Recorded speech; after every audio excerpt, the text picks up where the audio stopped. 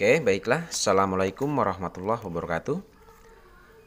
Masih dengan Buana 79, salam semangat selalu untuk seluruh pelajar di Indonesia, baik dari Sabang sampai Merauke, dari Miangas hingga Pulau Rote.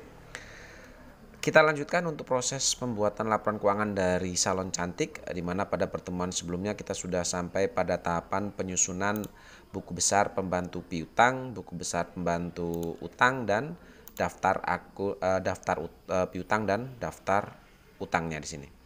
Oke, sekarang pada pertemuan kali ini saya khusus untuk membahas terkait jurnal penyesuaian yang ada di Salon Cantik ini.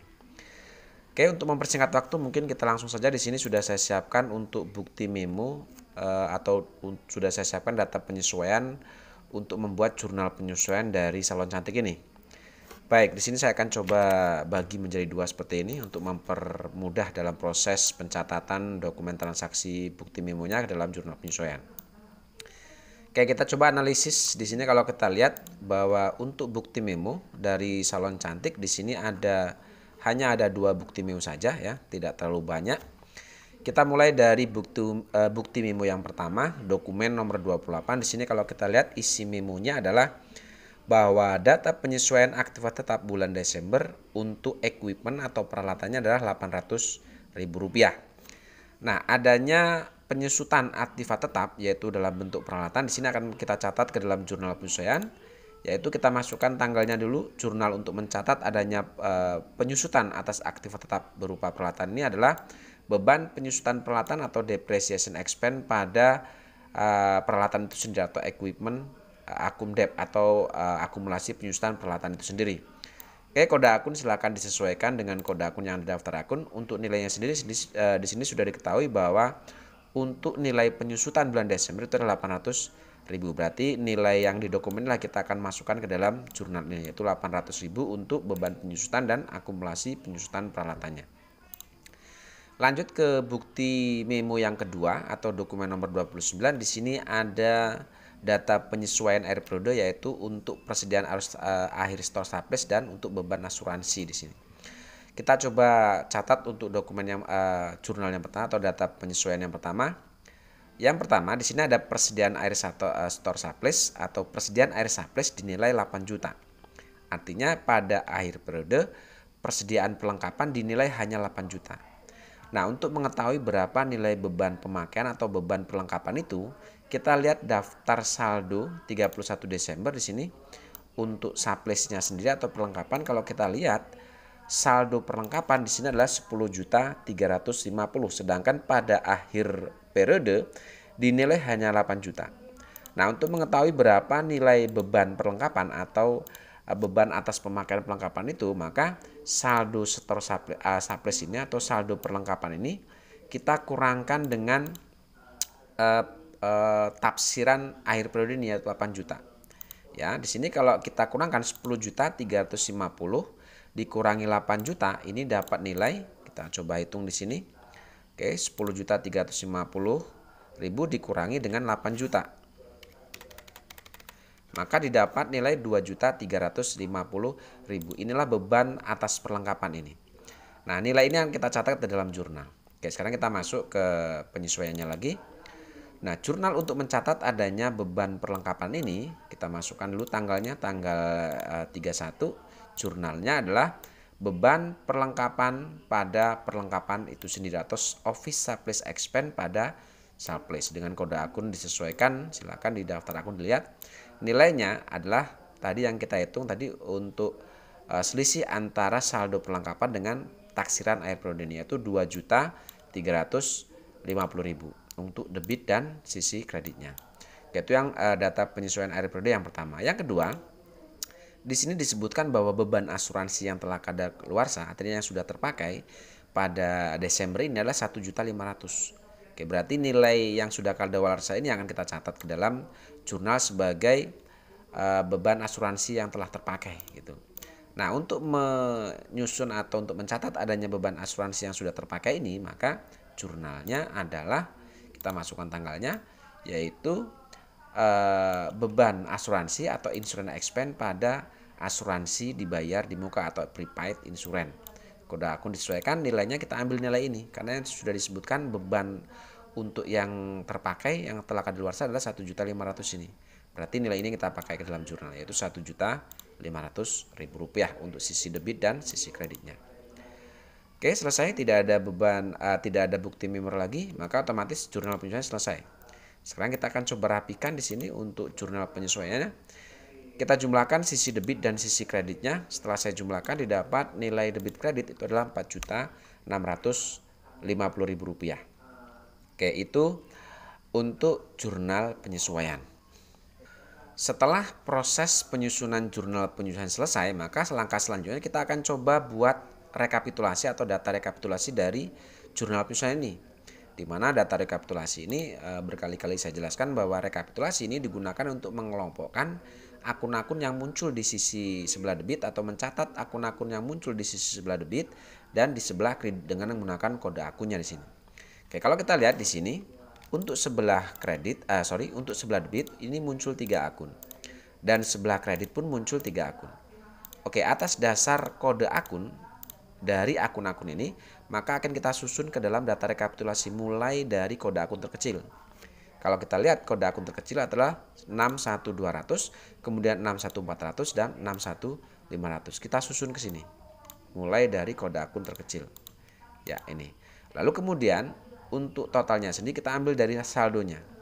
Untuk 61200 kalau kita lihat di sini adalah 2.350.000, maka kita masukkan sini 2.350.000. Lalu untuk 61400 ini nilainya adalah 800.000, kita masukkan 800.000 dan 61500 itu sama, yaitu 1.500.000, kita masukkan di sini 1.500.000. Oke, itu sisi sebelah debit. Lalu total ini kita jumlahkan ke bawah. Setelah saya jumlahkan, hasilnya sama dengan yang di jurnal ini, yaitu 4.650.000. Oke, lalu kita susun untuk akun-akun yang muncul di sebelah kredit. Di sini ada akun Equi Penakum, Debt, ada Supplies dan Prepaid Insurance. Kita susun mulai kode akun terkecil, yaitu untuk 1 strip 1500, 1 strip 1600 dan 1 strip 2110. Kita masukkan ke sini. Kita susun mulai kode akun terkecil seperti ini. Oke, lalu kita masukkan nilai totalnya, jumlahnya 1 strip 500. Ini saldonya adalah atau nilainya adalah 2.350.000, kita masukkan. Lalu untuk 1 strip 1600 ini adalah 1.500.000, kita masukkan. Dan yang terakhir untuk kode akun 12110. Ini nilainya adalah 800.000. Oke. Kemudian kita jumlahkan total di sisi sebelah kredit, hasilnya sama. Sisi debit dan sisi kredit dan sama juga dengan yang total di jurnal ini.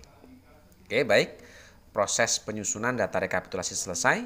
Setelah data rekapitulasi ini selesai, maka langkah selanjutnya, langkah terakhir dari penyesuaian ini adalah kita akan coba memposting semua saldo yang muncul di sisi debit dan semua saldo yang muncul di sisi kredit ke dalam buku besar. Cara mempostingnya cukup mudah. Kita mulai dari sisi debit. Kita akan posting akun-akun yang muncul di sisi sebelah debit. Oke, kita mulai dari kode akun 61200. Kita masuk ke buku besar. Ya, untuk kode akun 61100. Kode akun berapa tadi? Kita lihat di sini. 61200. Kita cari buku besar 61200. Oke, berarti yang ini ya. Oke, 61200 itu adalah akun Office Supplies Expense. Oke, kita masukkan tanggalnya. Kemudian keterangannya, karena kita mau memposting dari jurnal penyesuaian, maka otomatis di sini keterangannya adalah penyesuaian atau adjustment. Dengan ref-nya adalah AJP.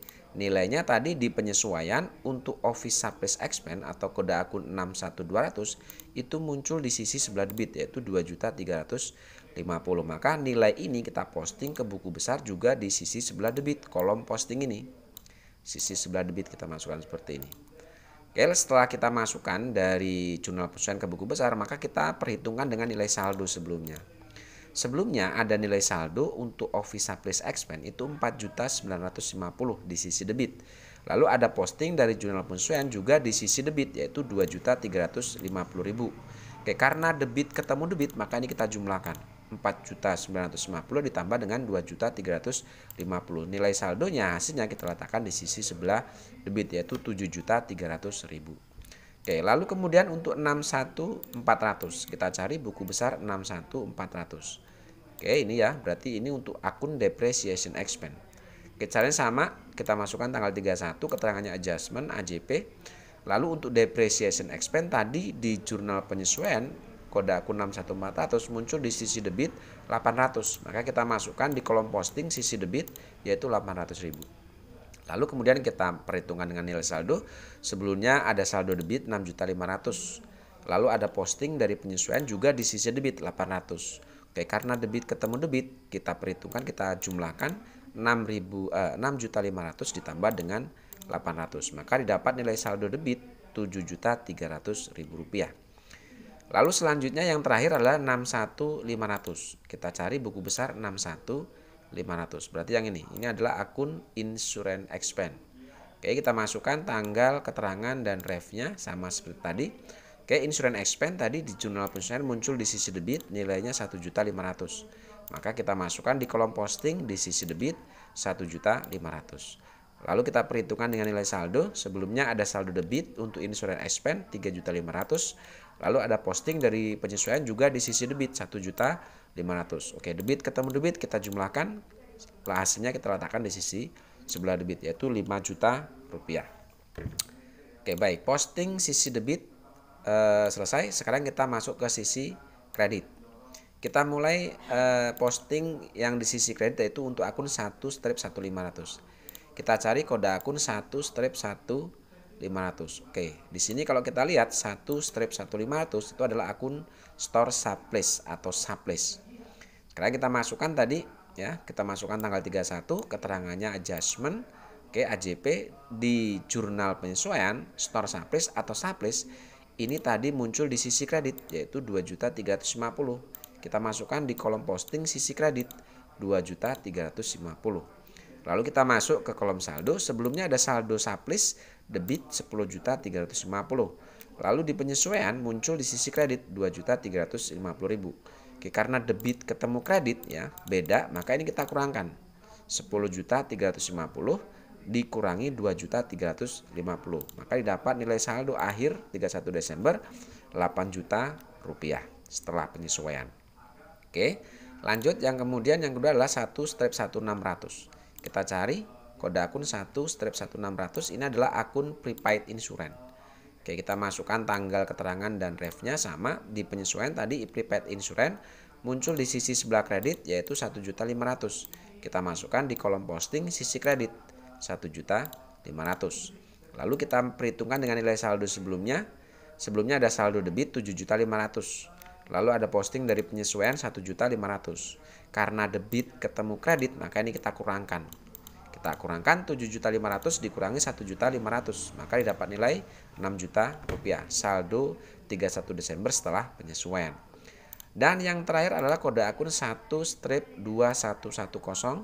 Kita cari 1/2110. Ini adalah untuk akun equipment akumdep. Kita masukkan keterangan dan tanggalnya. Lalu tadi di jurnal penyesuaian untuk equipment akumdep muncul di sisi sebelah kredit 800.000. Maka di sini kita masukkan di kolom posting sisi sebelah kredit 800.000. Kita perhitungkan dengan nilai saldo sebelumnya. Sebelumnya ada saldo kredit 6.500.000. Lalu ada posting dari jurnal penyesuaian kredit 800. Oke, kredit ketemu kredit, maka kita jumlahkan 6.500.000 ditambah 800, didapat nilai 7.300.000 rupiah. Oke, proses posting dari jurnal penyesuaian ke buku besar selesai. Dengan begitu otomatis untuk penyusunan jurnal penyesuaian atau pencatatan bukti memo ke jurnal penyesuaian selesai. Kita lanjutkan untuk proses berikutnya yaitu terkait penyusunan neraca lajur. Sementara cukup, terima kasih. Assalamualaikum warahmatullahi wabarakatuh.